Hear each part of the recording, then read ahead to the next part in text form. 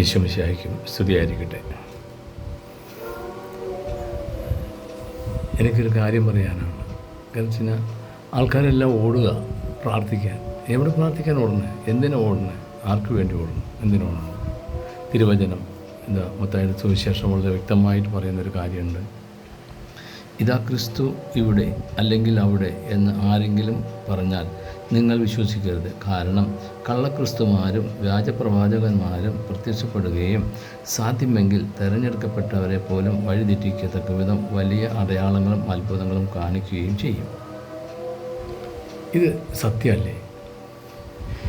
എന്തിനാണ് നിങ്ങൾ ഈ ഓടുന്നത്? എന്തിനാണ് ഈ ആൾക്കാർ ഈ ഓടി പ്രാർത്ഥിക്കാൻ പോകുന്നത്? സകല സ്ഥലത്തും എവിടെ പോലുണ്ടോ അവിടെ വെച്ച് അവിടെ ഓടിച്ചെല്ലുന്നു. അതല്ല പ്രാർത്ഥന. അങ്ങനെ പ്രാർത്ഥിച്ചുകൊണ്ട് നിങ്ങൾക്ക് ഒരു ഗുണവും ഉണ്ടാകത്തില്ല, ഒരു അനുഗ്രഹവും കിട്ടാനും പോകുന്നില്ല, ഒരു കാര്യവും സാധിക്കാൻ പോകുന്നില്ല. ചിലവർ പറയും അങ്ങനെ ചെയ്താൽ ഇങ്ങനെ കിട്ടും, ഇങ്ങനെ ചെയ്താൽ ഇങ്ങനെ കിട്ടും, അവിടെ പോയാൽ അത് നടക്കും, ഇവിടെ പോയാൽ ഒന്നും നടക്കത്തില്ല. നടക്കണമെങ്കിൽ കർത്താവായ യേശുക്രിസ്തുവിൻ്റെ മുമ്പിൽ കടന്നു ചെല്ലണം. ഹൃദയശുദ്ധിയോടുകൂടി ഈശോയുടെ മുമ്പിൽ പ്രാർത്ഥിക്കണം. എൻ്റെ പ്രശ്നങ്ങൾക്ക് പരിഹാരം കാണാൻ വേണ്ടിയല്ല കർത്താവെ ഞാൻ അങ്ങയുടെ മുമ്പിൽ വന്നിരിക്കുന്നത്. എൻ്റെ ഈശോയെ അറിഞ്ഞ് എൻ്റെ ഈശോയുടെ മുമ്പിൽ എൻ്റെ ആവശ്യങ്ങൾ ഞാൻ സമർപ്പിക്കുകയാണ് എന്ന ബോധ്യത്തോടു കൂടി തന്നെ വേണം ഈശോയുടെ മുമ്പിലേക്ക് കടന്നു ചെല്ലാൻ. എന്തിനാ എവിടെയൊക്കെ പോണേ? എന്താ കാര്യം? ഈ അത്ഭുതങ്ങളും അടയാളങ്ങളും കാണാനാണോ നിങ്ങൾ ഓടുന്നത്? ഈ കർത്താവിനെ വിട്ടുകൊണ്ട് നിങ്ങൾക്ക് ഏറ്റവും പ്രധാനപ്പെട്ട സ്ഥലം നിങ്ങളുടെ ദേവാലയമാണ്. അതും പ്രത്യേകിച്ചും നിങ്ങളുടെ ഇടവക ദേവാലയം. നിങ്ങൾ എന്ത് പ്രശ്നമുണ്ടെങ്കിലും, എന്നാൽ ഞാനൊരു വീഡിയോ പറഞ്ഞിരുന്നു, ചില കാര്യങ്ങൾക്ക് വേണ്ടി ചെന്ന് ചോദിച്ചാൽ കിട്ടത്തില്ല. അല്ലാത്ത നിങ്ങളുടെ ജീവിതത്തിൽ വന്നുപോയ ഒരുപാട് കുറവുകൾ അല്ലെങ്കിൽ പ്രശ്നങ്ങൾ, അതിന് ഒരു പരിഹാരം ഈശോ കാണിച്ചു തരും. നിങ്ങളുടെ ദേവാലയങ്ങളിൽ ചെല്ലുക, അവിടെ ക്രൂശിതനായ യേശുവിൻ്റെ ആ കുരിശിൻ്റെ കീഴിൽ നിങ്ങളിരിക്കുക, ശാന്തമായിരിക്കുക. നമുക്ക് ഏറ്റവും പറ്റാത്തൊരു കാര്യമാണ് ശാന്തമായിരിക്കുക. 5 മിനിറ്റ് പോലും നമുക്ക് ശാന്തമായിരിക്കാൻ പറ്റത്തില്ല.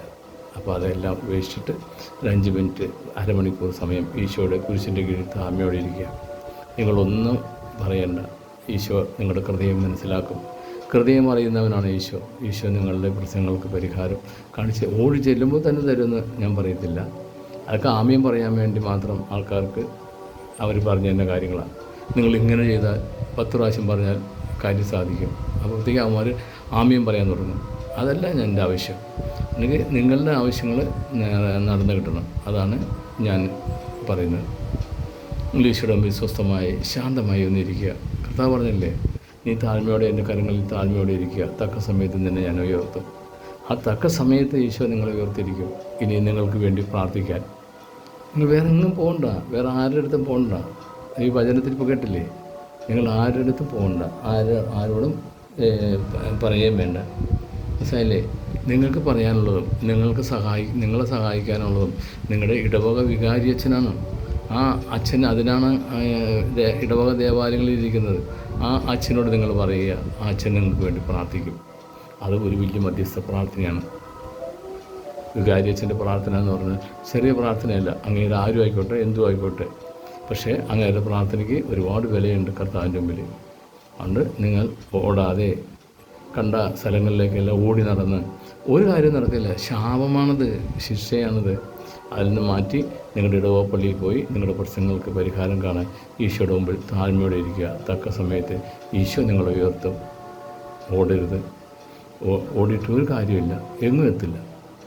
അതുകൊണ്ട് ഈ ചെറിയൊരു കാര്യം നിങ്ങൾക്ക് സ്വീകരിക്കാമെങ്കിൽ നിങ്ങൾ സ്വീകരിക്കുക. എനിക്ക് ആമയം പറയാൻ വേണ്ടിയല്ല ഞാനത് പറയുന്നത്. എനിക്ക് ആരും ആമയം പറയണ്ട, എനിക്ക് ആരും ഇതിനകത്ത് അത് ഒന്നും ചെയ്യണ്ട. നിങ്ങളുടെ പ്രശ്നങ്ങൾക്ക് പരിഹാരം കാണും. വേറെ എങ്ങും പോരുത്. ഈ വചനം വളരെ വ്യക്തമായ വചനമാണത്. നിങ്ങളത് മനസ്സിരുത്തി വായിക്കുക. മത്തായിയുടെ സുവിശേഷം, വിശുദ്ധ മത്തായിയുടെ സുവിശേഷം 24-ാം അധ്യായത്തിൻ്റെ 23 മുതലുള്ള വാചകങ്ങളാണ്. ഇതാ ക്രിസ്തു ഇവിടെ അല്ലെങ്കിൽ അവിടെ എന്ന് ആരെങ്കിലും പറഞ്ഞാൽ നിങ്ങൾ വിശ്വസിക്കരുത്.